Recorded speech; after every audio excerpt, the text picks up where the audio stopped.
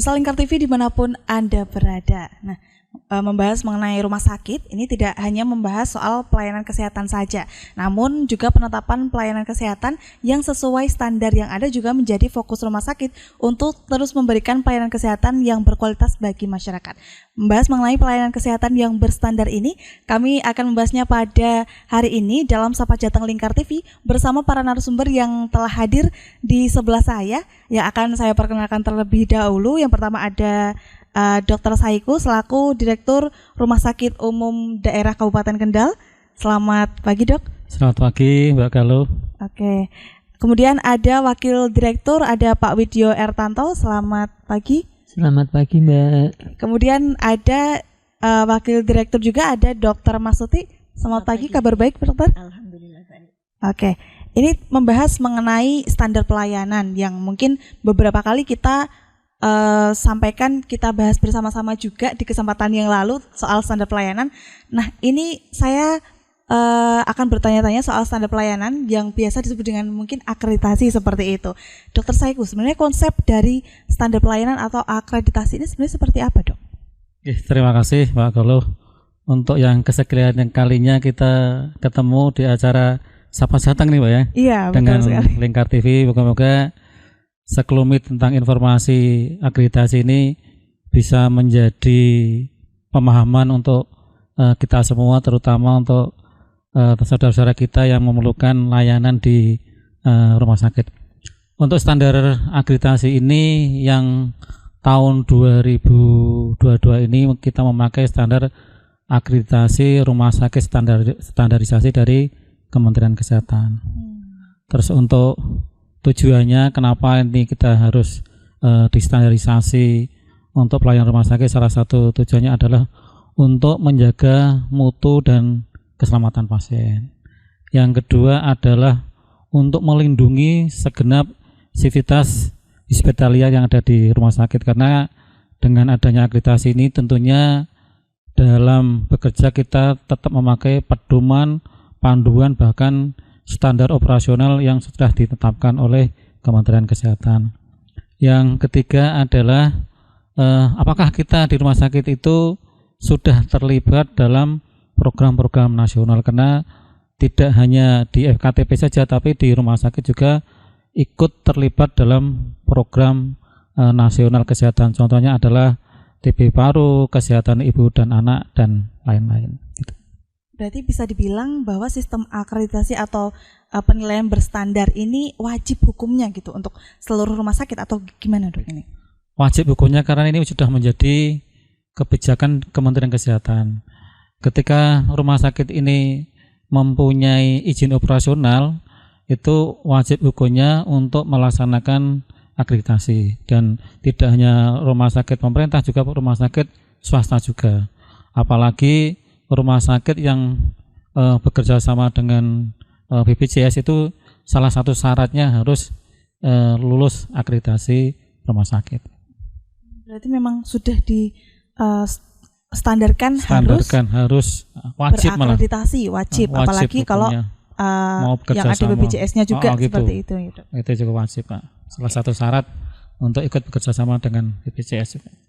Ini kita membahas mengenai akreditasi. Ini kan juga ada penilaian akreditasi, ini sebenarnya meliputi apa saja ini? Kita ke Pak Wid mungkin, Pak. Ya, terima kasih, Mbak. Jadi untuk akreditasi memang tadi sudah disampaikan oleh Bapak Direktur bahwa akreditasi itu tujuannya untuk meningkatkan mutu rumah sakit dan untuk keselamatan pasien. Kemudian untuk standar-standarnya itu kita mengacu pada Kemenkes RI nomor 0107/Menkes/1128 tahun 2022, yaitu tentang standar akreditasi. Kemudian untuk hal-hal yang dinilai dalam standar itu, yang pertama yaitu tentang kelompok manajemen.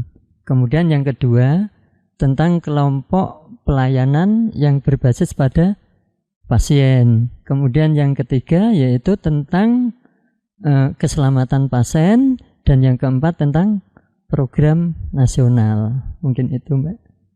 Memang semua sudah dikategorikan dan semua memang harus dinilai sesuai standar yang ada, sesuai aturan yang berlaku seperti itu. Seperti itu. Jadi sudah ada standarnya seperti itu. Okay. Kemudian untuk sebenarnya masa akreditasi ini berlaku berapa tahun nih, Dokter Saiko?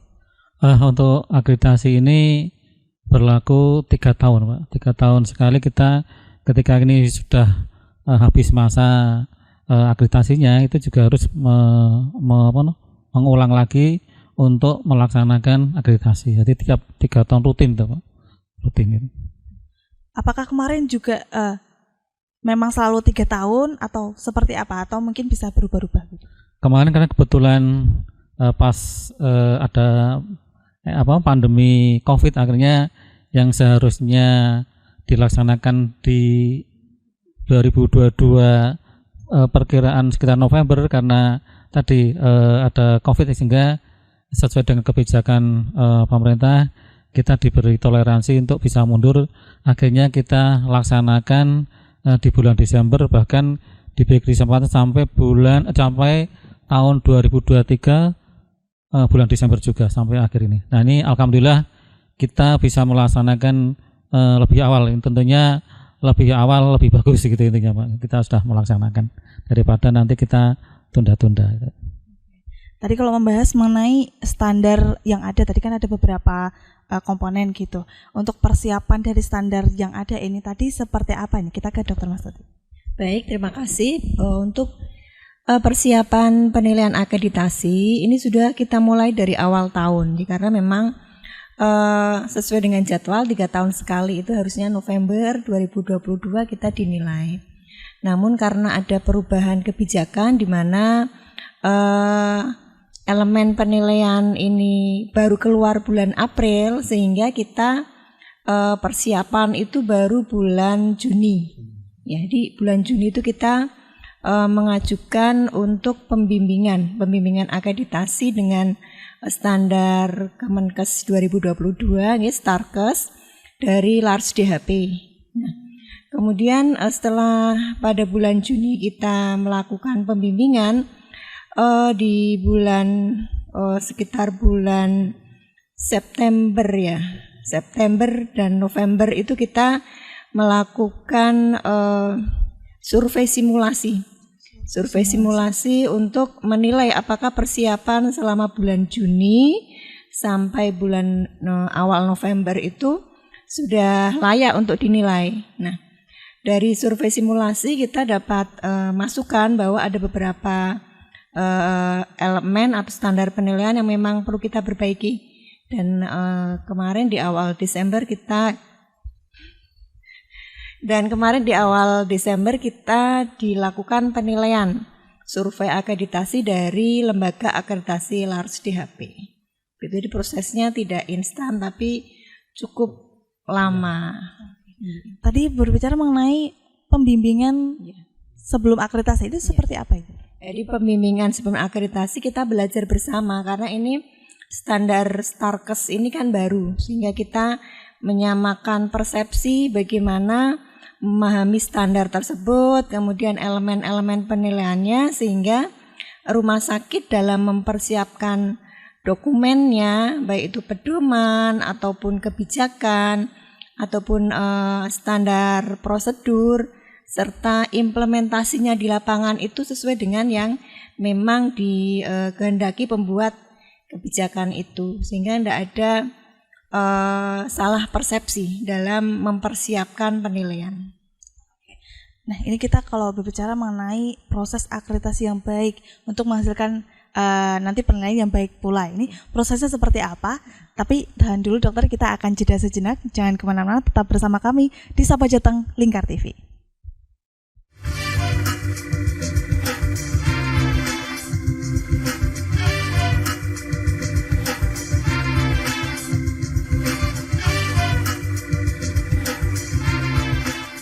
Berpuluh-puluh tahun kita bangsa Indonesia telah berjuang untuk kemerdekaan tanah air kita.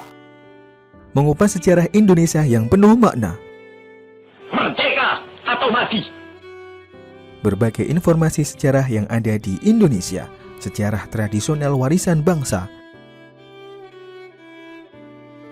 Semua terangkum dalam Aku Indonesia setiap Senin sampai Sabtu jam 7 sampai jam 11 siang hanya di Lingkar TV.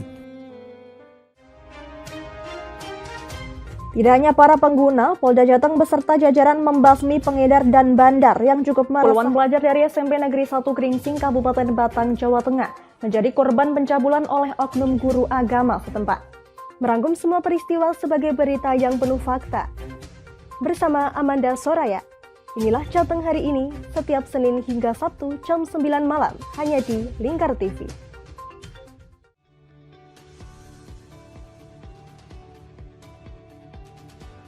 Selamat siang pemirsa, bersama saya Galus Karkinanti. Inilah Jateng, akhirnya tertabrak truk dan terseret hingga belasan meter. Informasi-informasi terkini akan kami sajikan untuk Anda dalam Jateng Terkini, setiap jam 12 malam, hanya di Lingkar TV.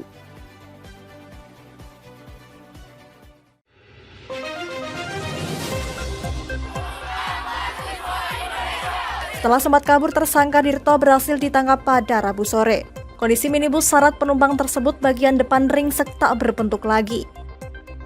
Menyajikan informasi-informasi hangat dan terpercaya bersama Kabar Indonesia setiap hari Senin hingga Sabtu jam 5 sore hanya di Lingkar TV. Oke, kembali lagi di Ngobrol Inspirasi.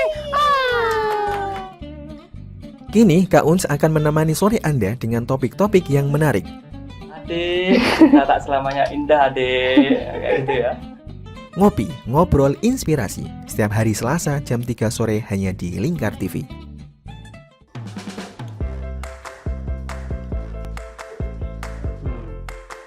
Petualangan yang menarik sang pencinta kuliner.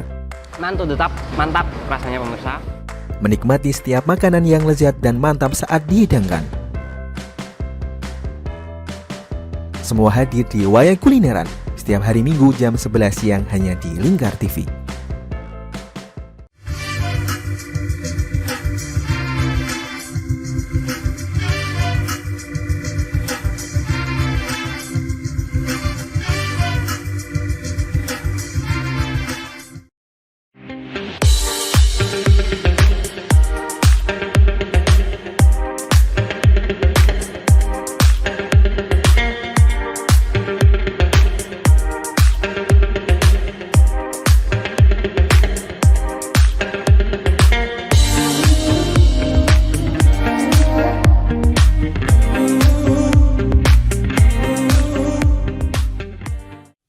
Pemirsa masih bersama kami di Sapa Jateng Lingkar TV, dan kali ini kami masih akan membahas mengenai sistem akreditasi di Rumah Sakit Umum Dr. Haji Suwondo Kabupaten Kendal. Nah, ini sebelum ke Dr. Mastuti, kita ke Dr. Saiku dulu nih, Dok. Sebenarnya ada nggak kiat-kiat yang sudah disiapkan dari rumah sakit nih untuk menghadapi akreditasi di tahun ini seperti itu? Ya, tentunya kalau kita ingin mencapai suatu tujuan, tentunya kita harus punya kiat yang sama. Kiat-kiat yang pertama yang kita lakukan adalah semua yang ada di Hospital RSUD Suwondo Kendal ini harus merasa memiliki dulu. Kita tumbuhkan rasa kepemilikan. Yang kedua adalah kerjasama tim. Karena semua yang ada di rumah sakit ini ketika kerjasama timnya tidak bisa jalan, ya karena yang dinilai juga kerjasama tim, tidak hanya perorangan. Terus yang ketiga, untuk menumbuhkan rasa ini, kita beberapa bulan sebelum pelaksanaan ini kita adakan gathering. Nah, dari gathering inilah tumbuh rasa memiliki, rasa kerjasama tim, sehingga harapan kita untuk mewujudkan lulus paripurna ini bukan hanya sekedar impian, ini memang menjadi tujuan dan keinginan kita bersama. Jadi tidak hanya keinginan dari manajemen saja. Jadi semua harus punya tekad yang sama, punya keinginan yang sama untuk mewujudkan rumah sakit ini lulus paripurna. Gitu.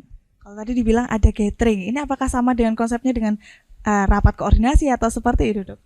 Bro, kita semua kita ajak jalan-jalan, dan di sana kita bentuk teamwork untuk menumbuhkan rasa kepemilikan, rasa kerjasama. Bahkan waktu itu kita ajak jalan-jalan ke Malang dan di Probolinggo ya. Di sana ada satu tim misalnya di adventure itu kan menjadi satu tantangan kita bersama, bahwa tantangan seperti inilah yang kita akan kita lalui, dan alhamdulillah berkat gathering ini rasa tumbuh memiliki dan kerjasama itu nampak di sana gitu. Biar solid dulu sebelum berperang begitu. Sebelum berperang ya. Oke. Ya. Nah, ini kita ke prosesnya ini Dr. Mastuti. Tadi kan membahas mengenai ada kiat-kiatnya. Nah, ini proses untuk akreditasinya supaya nanti hasilnya baik. Ini seperti apa prosesnya? Baik ya. Menyambung yang tadi nih, setelah kita ada pembimbingan, kemudian ada survei simulasi. Nah, untuk persiapan penilaian ini kita membuat kelompok kerja yang disesuaikan dengan standar-standar penilaian yang tadi sudah disampaikan oleh Bapak Wakil Direktur. Nah, kemudian tugas dari kelompok kerja ini adalah menyiapkan dokumen-dokumen. Sebetulnya akreditasi ini kan kita sudah berjalan lama ya, beberapa kali, tahun 2007, tahun 2015, kemudian tahun 2019 dan yang paling baru tahun 2022, sehingga kita melakukan review terhadap kebijakan yang sudah ada, kemudian pedoman ataupun standar prosedur yang ada, dan disesuaikan dengan standar elemen penilaian yang terbaru dan juga kondisi di rumah sakit yang terkini. Kemudian dari kelompok kerja ini juga menyampaikan sosialisasi kepada seluruh elemen masyarakat rumah sakit, karena memang akreditasi ini tidak hanya berupa dokumen, tapi menulis apa yang sudah dilakukan rumah sakit selama ini, dan yang sudah kita tulis ini kita implementasikan dalam pelayanan rumah sakit ya. Sehingga harus ada sinkronisasi ya antara apa yang ditulis dengan apa yang dilaksanakan oleh teman-teman yang ada di unit ataupun instalasi. Nah, sosialisasi ini kita lakukan secara rutin ya, melalui apel pagi ya, di mana masing-masing kelompok kerja ini menyampaikan standar yang memang harus dilakukan di setiap instalasi ataupun ruangan ya. Selain sosialisasi di apel, kita juga mengadakan pelatihan yang memang wajib untuk dilaksanakan. Ya. Ada yang memang kita harus mengirim ke luar ya, dengan workshop ataupun pelatihan-pelatihan yang memang harus diikuti di luar rumah sakit. Namun kita juga ada beberapa pelatihan yang diadakan sendiri, in-house training, seperti pelatihan PPI ya, pencegahan dan pengendalian infeksi di rumah sakit, kemudian pelatihan BHD ya, bantuan hidup dasar yang harus diikuti oleh seluruh komponen rumah sakit, tidak hanya oleh petugas medis ataupun perawat atau kesehatan, namun seluruh karyawan, baik itu yang memang karyawan rumah sakit sendiri ataupun outsourcing. Jadi ada beberapa pelatihan yang memang di standar penilaian akreditasi ini harus dilakukan. Tadi saya sebutkan ada pelatihan PPI, kemudian pelatihan BHD, kemudian ada pelatihan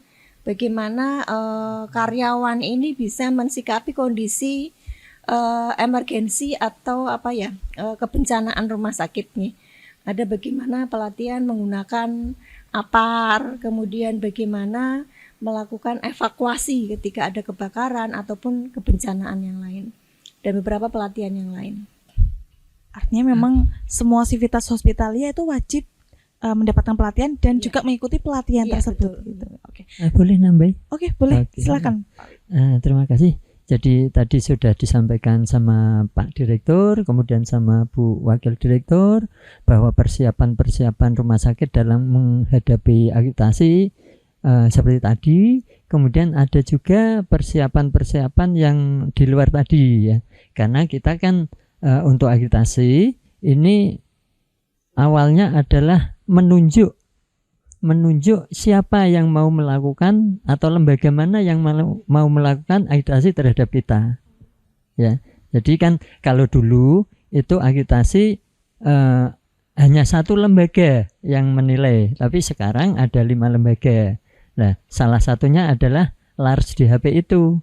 Nah, makanya waktu awal-awal kita menentukan siapa yang mau mensurvei kita. Jatuhlah kepada lembaga akreditasi LARS DHP itu. Nah, kemudian strategi yang lain sebelum menentukan bahwa itu LARS DHP akan mensurvei kita, itu kita masuk dulu ke LARS DHP. Dengan cara apa? Dengan cara tenaga kita atau karyawan kita menjadi asesor di DHP itu, sehingga linknya akan lebih mudah. Untuk persiapan fisik itu kan juga dinilai oleh akreditasi. Jadi persiapan fisik itu kita sesuaikan dengan standar yang ada juga.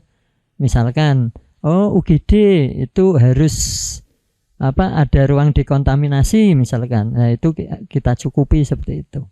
Nah, jadi fisik juga tidak luput dari perhatian kita. Pembangunan seperti itu. Jadi memang tahapannya cukup banyak dan tidak bisa instan begitu. Dan malah dari rumah sakit yang mencari lembaga tadi untuk mensurvei setelah seperti itu. Oke. Nah, ini untuk persiapan yang lain mungkin untuk mencapai target akreditasi yang baik ini seperti apa ini, Pak Wid? Terima kasih. Jadi persiapan yang lain tentu saja tadi sudah banyak kami sampaikan ya, dari Pak Direktur, kemudian dari Bu Wakil Direktur, itu dari sebelum akreditasi jauh-jauh hari, bahkan 1 tahun sebelumnya ya Bu. Jadi 1 tahun sebelumnya itu seperti saya sampaikan tadi, kita mengirim 2 orang ya untuk menjadi asesor yang masuk di LARS DHP itu.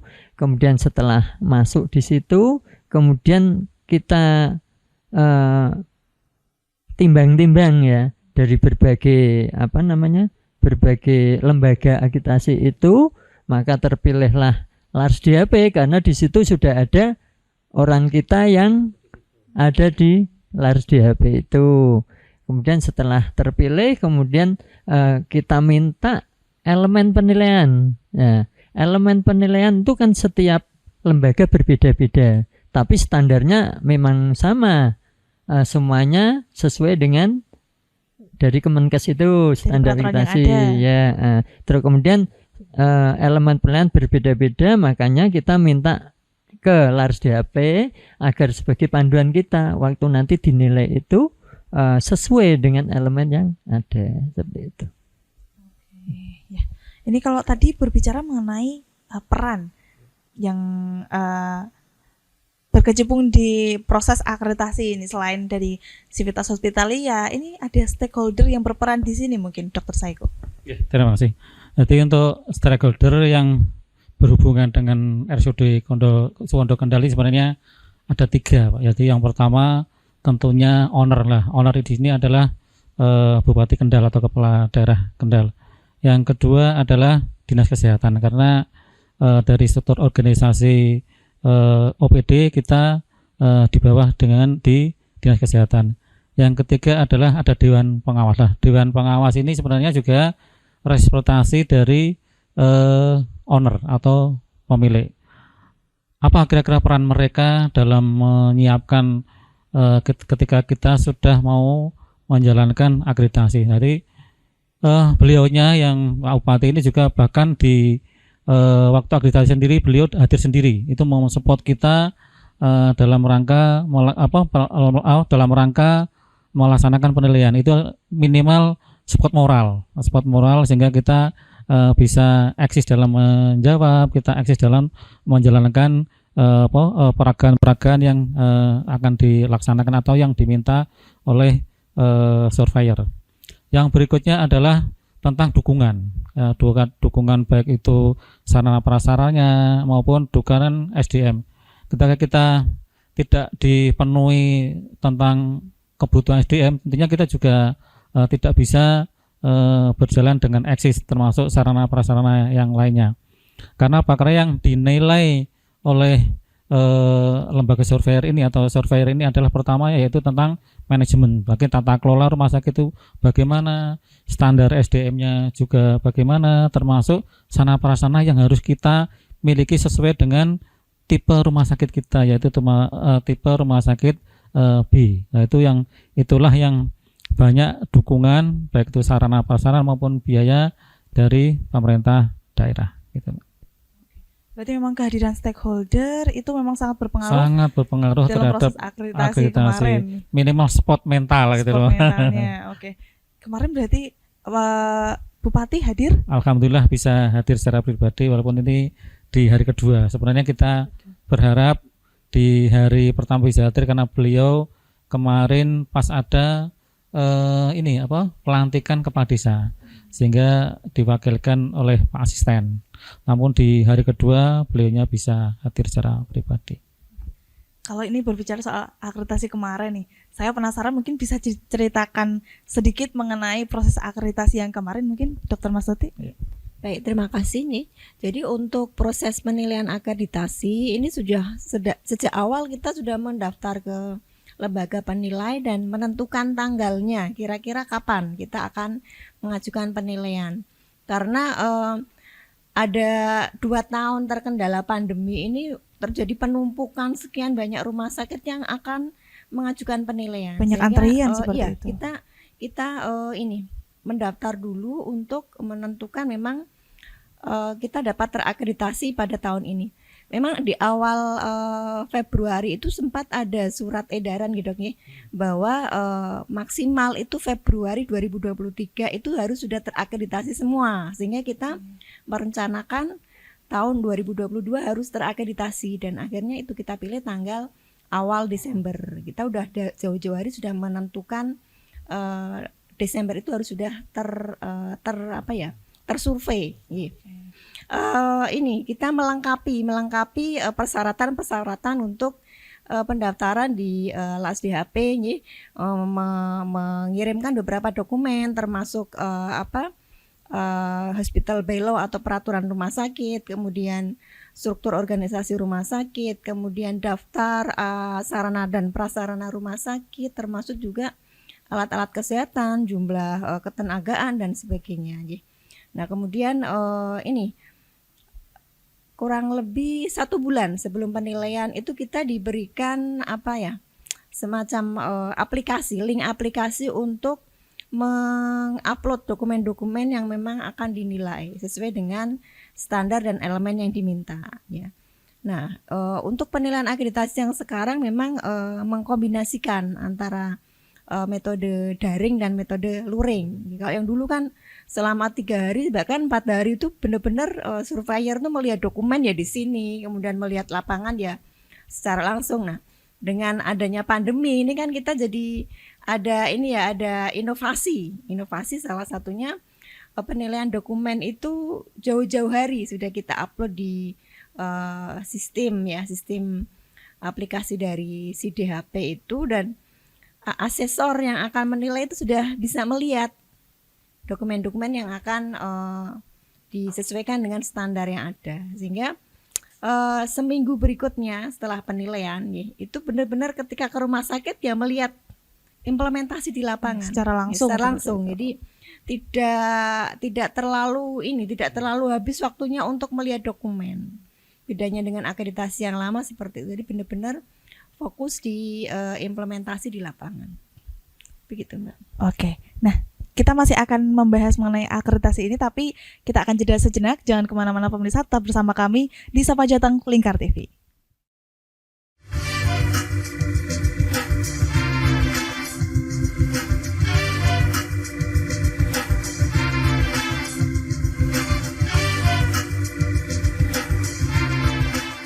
Berpuluh-puluh tahun kita bangsa Indonesia telah berjuang untuk kemerdekaan tanah air kita.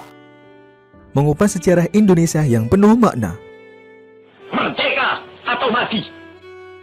Berbagai informasi sejarah yang ada di Indonesia, sejarah tradisional warisan bangsa.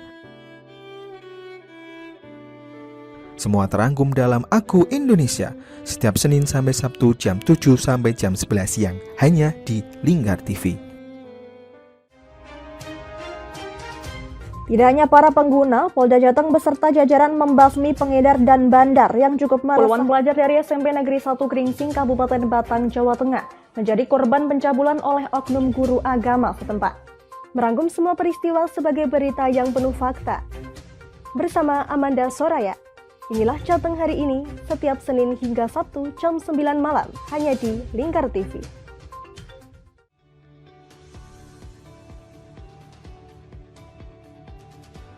Selamat siang pemirsa, bersama saya Galus Karkinanti. Inilah Jateng terakhirnya tertabrak truk dan terseret hingga belasan meter.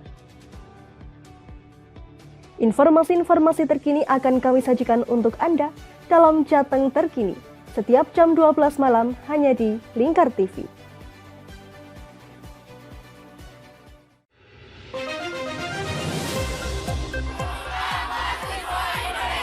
Setelah sempat kabur, tersangka Dirto berhasil ditangkap pada Rabu sore. Kondisi minibus syarat penumpang tersebut bagian depan ringsek tak berbentuk lagi. Menyajikan informasi-informasi hangat dan terpercaya bersama Kabar Indonesia setiap hari Senin hingga Sabtu jam 5 sore hanya di Lingkar TV. Oke, kembali lagi di Ngobrol Inspirasi. Kini Kak Uns akan menemani sore Anda dengan topik-topik yang menarik. Adik, tak selamanya indah adik, kayak gitu ya. Ngopi, ngobrol inspirasi setiap hari Selasa jam 3 sore hanya di Lingkar TV.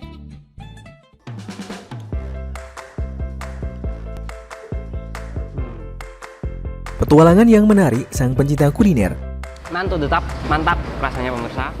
Menikmati setiap makanan yang lezat dan mantap saat dihidangkan. Semua hadir di Wayang Kulineran setiap hari Minggu jam 11 siang hanya di Lingkar TV.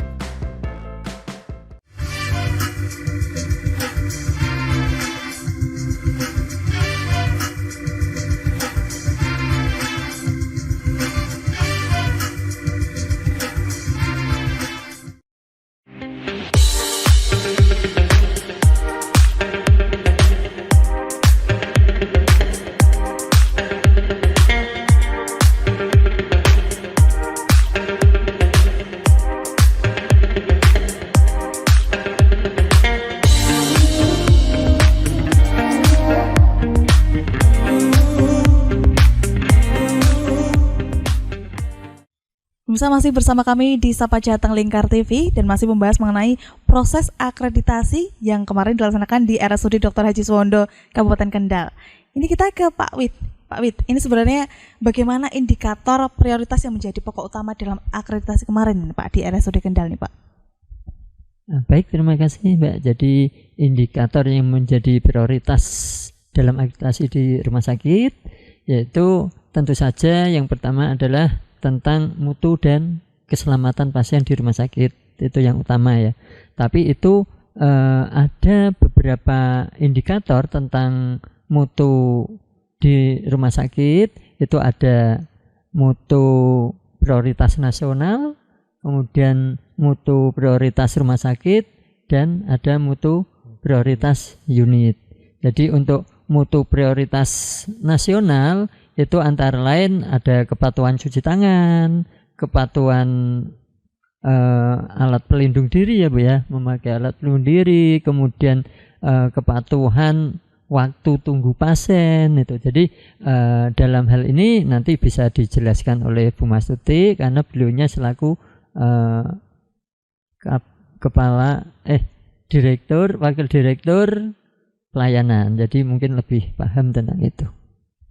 Berarti memang dari indikator yang terkecil pun itu sudah menjadi indikator penilaian akreditasi seperti tadi cuci tangan, seperti itu. Ini Dr. Mastuti mungkin bisa ditambahkan soal indikator tadi? Saya menambahkan bahwa untuk standar penilaian mutu di Starkes 2022 ini ada indikator mutu wajib nasional atau indikator nasional mutu. Dan indikator nasional mutu ini diukur oleh seluruh rumah sakit di Indonesia dan pelaporannya juga secara nasional. Itu ada 13 indikator mutu nasional atau yang sering disebut INM, indikator nasional mutu. Itu ada 13 komponen mutu yang memang harus dilaporkan ke Kementerian Kesehatan. Sehingga dengan melihat indikator nasional mutu ini kita bisa melakukan perbandingan dengan rumah sakit lain. Ini letak rumah sakit kita itu ada di posisi mana? Salah satunya tadi sudah disampaikan Pak Widyo, kepatuhan terhadap cuci tangan, kemudian penggunaan alat pelindung diri, kemudian waktu tunggu di pelayanan rawat jalan itu ada indikatornya. Kemudian respon time terhadap operasi yang segera dilakukan, kemudian juga kepatuhan terhadap formularium nasional dan beberapa macam indikator terhadap panduan praktek klinik yang ada. Jadi ada 13 indikator nasional mutu yang memang secara nasional kita dilihat. Kalau memang pada waktu penilaian akreditasi paparan direktur indikator kita kok jauh dari standar nasional, ini juga langsung akan diketahui. Jadi rumah sakit akan berlomba bagaimana meningkatkan mutu rumah sakit agar sesuai dengan standar nasional mutu. Nah, selain standar nasional mutu itu ada standar prioritas rumah sakit. Yang ini dinilai sendiri oleh rumah sakit dan ditentukan kira-kira yang akan menjadi prioritas perbaikan untuk tahun ini apa. Kalau punya rumah sakit Kendal, kita mengambil indikator prioritasnya itu pelayanan PONEK. Apa itu PONEK, Dok? PONEK adalah pelayanan obstetri, emergensi, komprehensif, dan pelayanan obstetri neonatal komprehensif, emergensi komprehensif. Oke. Jadi pelayanan untuk ibu melahirkan dan bayi yang bisa lahir, karena memang angka kematian ibu atau angka kematian bayi ini masih menjadi PR yang harus kita selesaikan bersama-sama. Di rumah sakit mempunyai komitmen untuk memberikan kontribusi bagi Indonesia, Kendal khususnya, bagaimana menekan angka kematian ibu, menekan angka kematian bayi ini dengan menggunakan standar-standar mutu yang sudah kita sepakati. Misalnya bagaimana respon time pelayanan terhadap ibu-ibu yang hamil dengan preeklamsi berat di UGD itu harus segera diberikan obat-obatan untuk mencegah kejang. Kemudian bagaimana ketika ibu yang mau melahirkan itu akan dioperasi itu harus dalam waktu 1 jam itu harus sudah berproses untuk dilakukan operasi. Kemudian bagaimana kepatuhan dokter itu dalam mengisi rekam mediknya, laporan operasinya, dan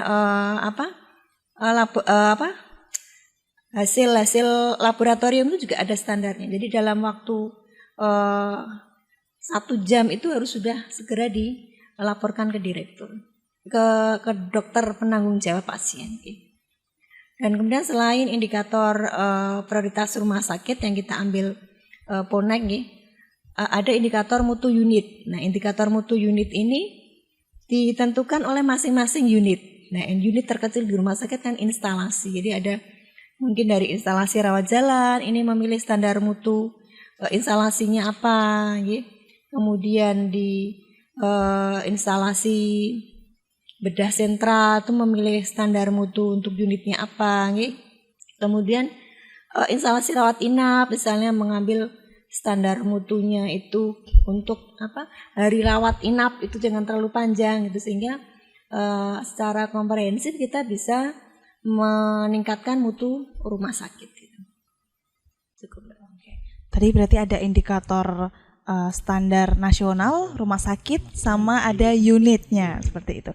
Berbicara mengenai standar di rumah sakitnya, akreditasi ini pasti kan ada di dalamnya pelayanan kesehatannya, kemudian tenaga kesehatan, gedung-gedung, dan mungkin ada yang lainnya. Ini sebenarnya seperti apa standarnya ini, Dokter Saiku? Ya, terima kasih Mbak Galuh, bahwa sebenarnya di penilaian akreditasi rumah sakit ini tidak lepas dari regulasi yang ada, yaitu yang pertama yang dipakai adalah Undang-Undang Rumah Sakit Nomor 44, itu yang dipakai. Acuan yang kedua adalah tentang Undang-Undang Praktek Kedokteran nomor 29. Yang ketiga adalah tentang klasifikasi rumah sakit, yaitu PMK 47 tahun 2001.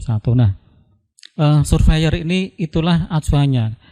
Ketika mereka mensurvei mulai dari SDM-nya, itu juga mengacu dari ketiga regulasi ini. Kalau kita lihat mulai dari Undang-Undang Praktek Kedokteran bahwa rumah SDM-nya itu juga harus punyai SIP, surat izin praktek dokter. Itu wajib hukumnya. Kalau enggak punya SIP artinya prakteknya ya praktek ilegal gitu, Pak. Atau bahkan mungkin apa namanya, Bu? Malpraktek ya, kalau tidak punya SIP. Tidak hanya berhenti pada SIP, namun demikian mereka juga harus dikredensial. Kira-kira kewenangan yang mereka punya itu apa sesuai dengan kompetensi yang dimiliki ketika mereka di bangku kuliah. Nah, ini ada tim dari komite medis untuk mengkredensial mereka, dan itu dilakukan setiap 3 tahun. Jadi kira-kira ada punya kompetensi lebih dari yang kemarin atau bahkan kurang. Nah, ini yang menilai adalah tim kredensial dari komitenya masing-masing, baik itu kalau dokter ya komite medis, kalau perawat dari komite keperawatan.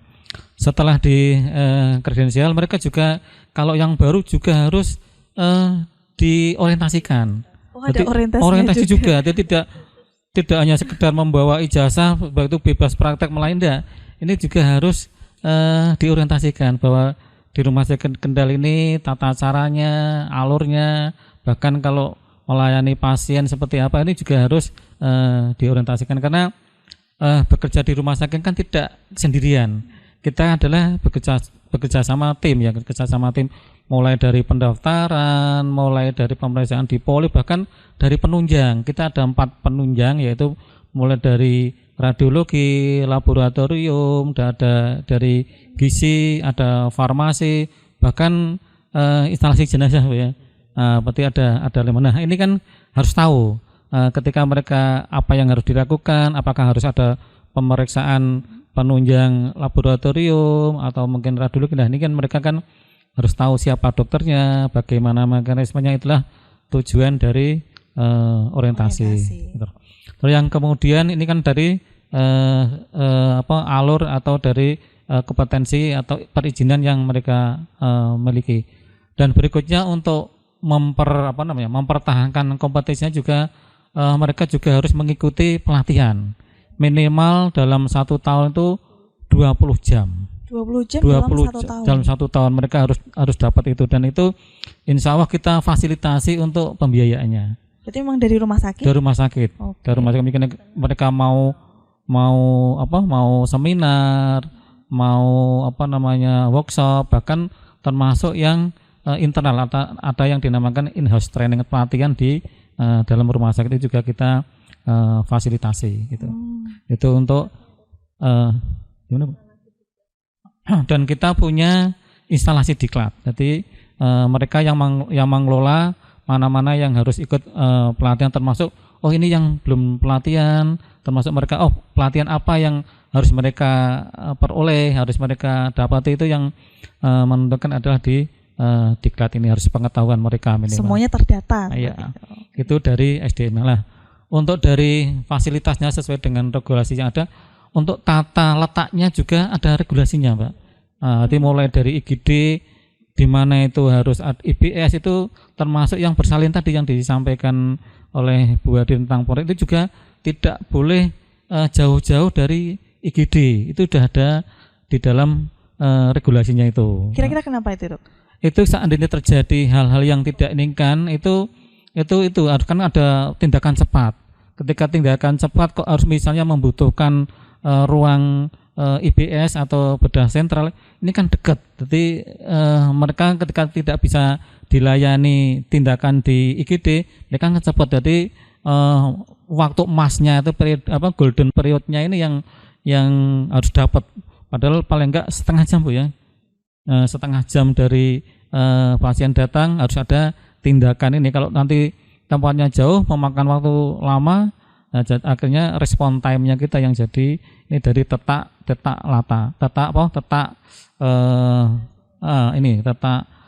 tempat-tempat mana yang harus dekat dengan tindakan.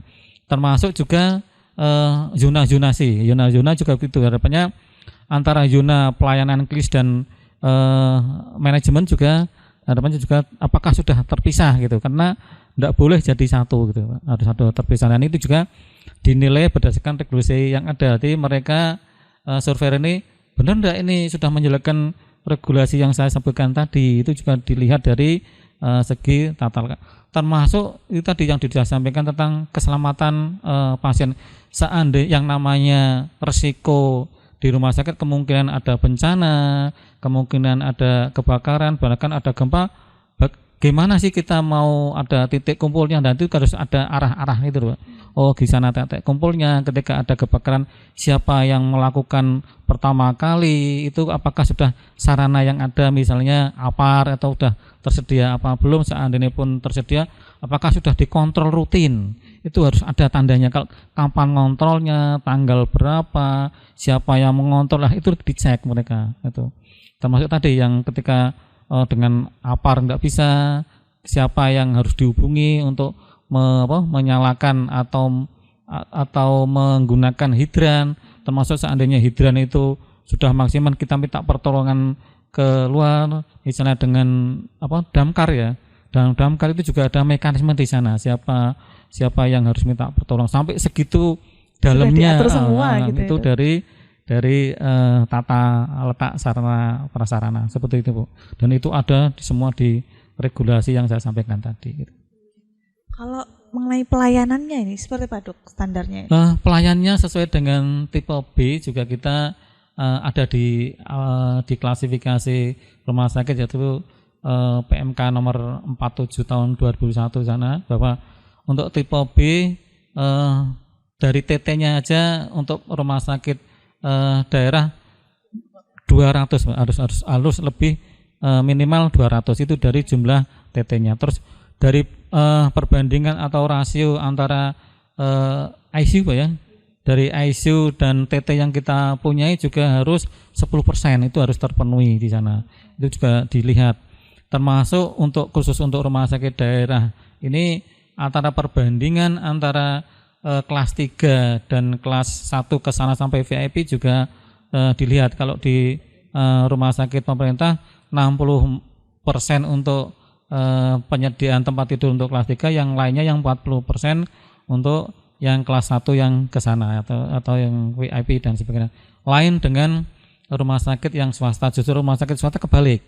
Mereka yang untuk yang pasien kelas 3 atau yang pasien biasanya tanda kutip adalah pasien BPJS itu yang kelas 3 itu yang PBI, yang PBI itu 40%, kalau kita 60% ya. Yang untuk pasien umum dan kelas 1 ke sana mereka yang 60%. Itu untuk yang rumah sakit swasta. Oke. Ini memang cukup kompleks sekali, semua diatur dalam standar aturan akreditasi itu tadi. Nah, ini soal akreditasi yang kemarin nih, sebenarnya apakah ada kendala yang ditemukan di lapangan ini, Pak Wid? Baik, Mbak. Jadi tentu saja ini adalah program yang besar ya. Program yang besar. Kita juga punya beban untuk mengagulkan itu sehingga akreditasi itu akan paripurna seperti itu. Tidak semudah yang kita bayangkan ya. Jadi untuk akreditasi itu memang banyak kendala-kendala yang kita hadapi, apalagi kalau dari segi fisik ya Mbak ya, karena ini adalah akreditasi dilaksanakan pada akhir tahun ya, dimana kita tahu sendiri bahwa akhir tahun itu adalah banyak kegiatan ya kan? Apalagi di bulan Desember ya, semua kegiatan numpuk di situ. Nah, dengan hal itu teman-teman juga fokusnya banyak di kegiatan-kegiatan yang dikejar itu kan. Tentu saja untuk akreditasi kadang ada yang sedikit terlibat karena memang teman-teman fokusnya di tempat lain. Kemudian untuk pembangunan juga di akhir tahun itu, sehingga secara estetika ya, secara estetika, kemudian secara keselamatan, kemudian secara dilihat dari PPI infeksinya seperti apa, itu kan namanya pembangunan itu ya tahu sendiri ya Mbak ya, karena semerawut lah kalau kita anggap semerawut. Tapi itu dapat kita atasi dengan cara apa? Dengan cara waktu ada pembangunan itu kita tutup. Ya, kita sesuaikan dengan regulasi. Apabila ada pembangunan waktu, ya sebenarnya tidak waktu akreditasi saja, semuanya itu pasti kita tutup, sehingga itu akan mengurangi infeksi, terus kemudian keselamatan kerja bagi pekerjanya juga tercapai seperti itu. Kemudian untuk kendala-kendala yang lain, tentu saja kita baru saja menghadapi COVID ya. Jadi di saat COVID yang harusnya kita itu sudah berbenah-benah untuk melakukan agitasi, sudah melakukan persiapan untuk agitasi, itu terabaikan karena kita fokusnya saat COVID itu memang tercurah di COVID ya, begitu nggih Bu. Jadi tenaga kita, pikiran kita semuanya di sana. Yang harusnya waktu itu kita secara dokumen ya, dokumen itu kita tulis dengan benar, waktu ada COVID itu kadang terabaikan, sehingga itu numpuk di saat kita akreditasi. Itu mungkin kendala-kendalanya ya. Mungkin kendala-kendala yang lain juga banyak, tapi syukur alhamdulillah semua kendala-kendala itu dapat kita atasi dengan baik berkat kerjasama tim yang solid dari Rumah Sakit Dr. Haji Suwondo Kendal. Istilahnya memang cukup kredit kalau di akhir tahun seperti itu nggih Pak. Ini kalau untuk tadi kan manfaat akreditasi untuk rumah sakit. Nah, ini kalau berbicara manfaat untuk masyarakat ini seperti apa ini akreditasi? Karena kan banyak masyarakat yang mungkin beranggapan akreditasi itu pasti manfaatnya cuma untuk rumah sakit. Nah, ini untuk meluruskan mindset masyarakat ini seperti apa ini, Dok? Terima kasih. Jadi memang beberapa masyarakat yang masih beranggapan bahwa akreditasi itu hanya untuk kepentingan rumah sakit. Pendapat itu ya bisa benar juga bisa kurang benar gitu Pak. Namun demikian sebenarnya esensi dari akreditasi ini adalah sebagai jaminan Pak. Jaminan mutu dan jaminan keselamatan pasien. Karena apa? Karena apa yang kita lakukan sudah sesuai dengan regulasi, sudah sesuai dengan prosedur, sudah sesuai dengan standar baik itu standar kompetensi, SDM, standar sarana prasarana, bahkan tempat itu kan ada standarnya. Nah, ketika ini standar-standar sudah dijalankan, tentunya tadi mutu dan keselamatan pasien itu akan terjamin. Nah, disinilah tujuannya adalah untuk meyakinkan masyarakat, untuk rumah sakit, meyakinkan masyarakat bahwa siapapun yang berobat di Rumah Sakit Dr. Suwondo Kendal ini benar-benar aman, ramah dan sebagainya. Karena apa? Karena di akreditasi ini juga dinilai tentang service excellence-nya.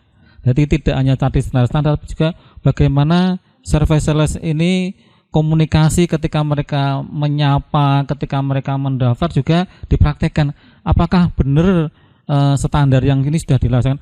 Bahkan di cross check Pak, tidak hanya kepada petugas tapi di cross check ke pasien atau keluarga pasien, apa benar tadi yang disampaikan Mbak ini itu di cross check, sehingga ini sangat objektif sekali dalam dalam penilaian rumah sakit.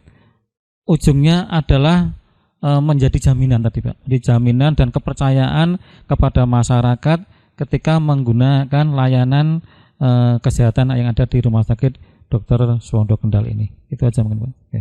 Mungkin dari Dr. Masuti atau Pak Wid menambahkan terkait manfaat akreditasi untuk masyarakat ini.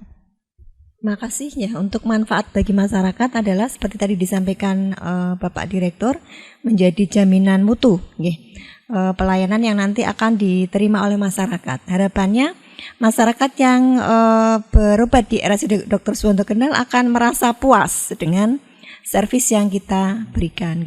Dan setiap tahun juga kita akan ada ini survei kepuasan pasien dan alhamdulillah selalu meningkat. Jadi harapannya kepuasan pasien meningkat dan mereka akan mengajak kenalannya, kemudian saudara-saudaranya untuk berobat di RSUD Dr. Suwonto Kendal. Pak Wid, ada yang ditambahkan mungkin? Oke, cukup. Oke.